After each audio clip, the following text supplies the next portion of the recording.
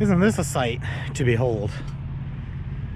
I love those wheels, man. Well, that's it. It's finally out of the shop. Finally on the streets. Live in action. Here, I just want to touch on what real fitment is. You guys do fender to lip and all of that. Look at that. Fucking mint. No spacers required whatsoever. These wheels are 17x9 plus 40. Big brake kit, stop tech. There's maybe 2 or 3 17-inch wheels on this planet that clear. That's one of them. Koning hypergrams, if you didn't know. Anyways, this is what the car looks like with its face back on and everything put back together. The license plate's crooked. I hate that. I gotta make that like never be crooked again. But yeah, let's just pop the hood here so we can take a look at the good stuff. Well, I guess I'll go over. I've been driving it now for a day and a half, 2 days. I don't know. First drive was a few days ago, but the thing is, it's quick. It's very, very, very quick. So I'm on my second revision. I've got my first map, was just the base map. That was slow as hell. I hated that. Now I'm on revision 2, and it's like, it's a different animal. Completely and entirely a different animal. It peaks all kinds of boost, 23, 24 at the top end. It'll peak maybe a little higher too, just in between shifts and stuff, but it seems to be around 24 up top. I'm having an issue where even on the second revision here, we're already out of fuel. Injector duty cycle, I did a quick third gear log the other day, and injector duty was up in the 103%, which is technically more than the injector has to offer. At 100%, it's tapped above that, you know. You're just keeping it open during the exhaust stroke, so it's like kind of not ideal. But the way injector duty works is it's a calculated value, it's not exact, so even 103% might not mean anything. So basically, Will at PD Tuning, he's my guy for this one, and I called him the second I saw that log. I got in touch with him, and he said to go ahead and log 4th. He said the load difference between 3 and 4, although there is a difference, it's maybe not massive.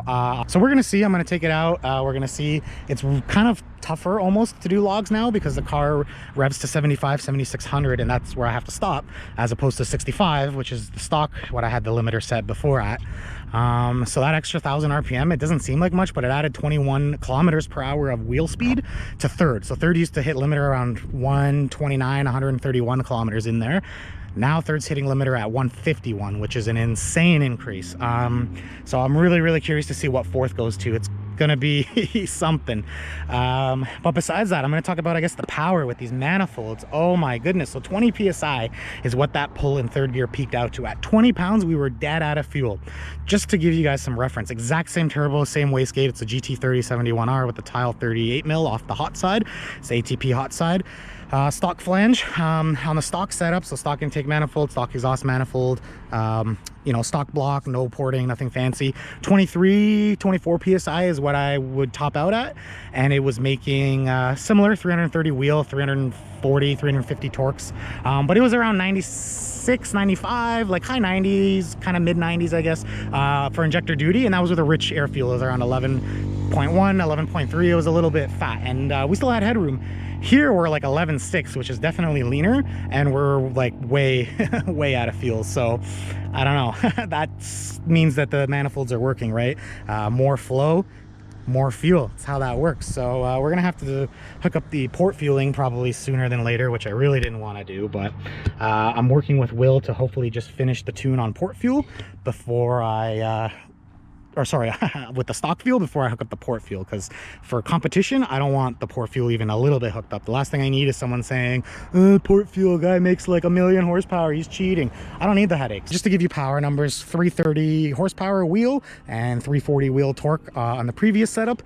Currently, just second revision in, this thing clocked 330 wheel and 299 wheel torque. So we lost 40 torques at the tires, which it feels weird on a street car because below 4,500 there's really not much there, but above 4,500, between 4,500 and 7,500, it's basically all of it. It's like boost loading and then boost hitting, and because we have that extra RPM, it's not so wasted anymore. Like you can really operate in that top 3,000-4,000 RPMs and be happy. Like the car just works, you know. So yeah, it's been a long road. It's been a stressful procedure. Was having some kind of oil pressure issues that were a little low than I anticipated, but after reading around and kind of talking to some guys with built motors, of course when you build one of these, it's going to be looser. Tolerances are going to be looser, and it depends on the machine shop, you know, how loose they want to build the motor. So I switched from 540, which is kind of the like standard motor oil people use on their stock blocks when they switch from the crappy water 530. This thing's on 15W50 now, which is, you know, some big thick heavy stuff, but it seems to be mint. Oil pressure at the top end is like, I think it might be a little too much, and then oil pressure on idle is exactly where it should be compared to others I've heard with built motors. So I'll put those ranges up on the screen.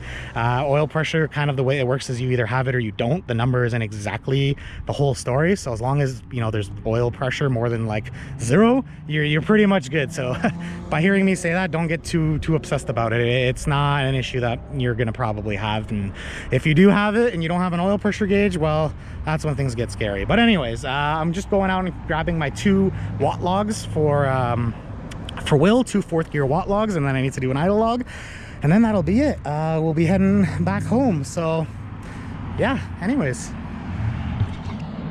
that's the car. I finally completed it. It finally works. This is my face. Yep. And yeah, let's get to it.